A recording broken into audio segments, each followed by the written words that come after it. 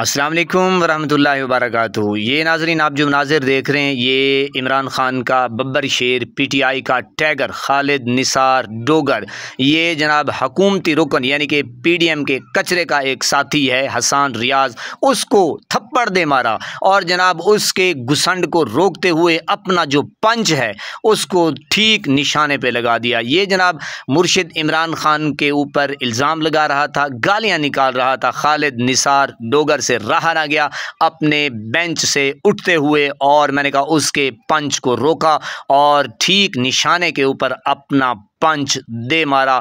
उसको उसकी नानी याद आ गई। ये होता है मुर्शिद इमरान खान के जानिसारू का। मैंने कहा उसने इंतहा कर दी और ये वावेला जो है अब काफ़ी यानी कि उधम मचाए हुए, ये है मुर्शिद इमरान खान का दीवाना।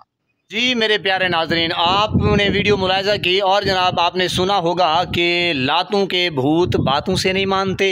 जी जनाब, घी जो है अब हमें सीधी उंगली से नहीं टेढ़ी उंगली से निकालना पड़ेगा।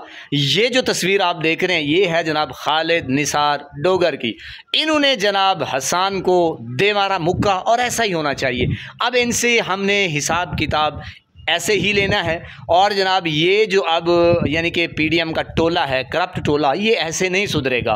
और आपने देखा कि सही ठुकाई की यानी कि एक पंच लगा और इन सारे बेगैरतों को नानी याद आ गई। अब ये जनाब हर प्लेटफॉर्म के ऊपर ये बात डिस्कस हो रही है कि जनाब जो डोगर साहब हैं उन्होंने ऐसी लतरेशन की, खूब धुलाई की, पिटाई की, हालांकि एक मुक्का लगा है, एक घुसंड लगा है।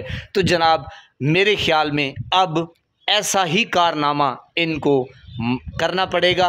जी मेरे प्यारे नाजरीन, एक तो चोरी, दूसरा सीना जोरी। जी जनाब ऐसा एक तो चोर है, दूसरा ऊपर से ये सीना जोरी करते हैं, बकवास करते हैं असेंबली में बैठ के और जनाब टेलीविज़न के ऊपर यानी कि अपनी धौंस जो है वो दिखाते हैं आवाम को।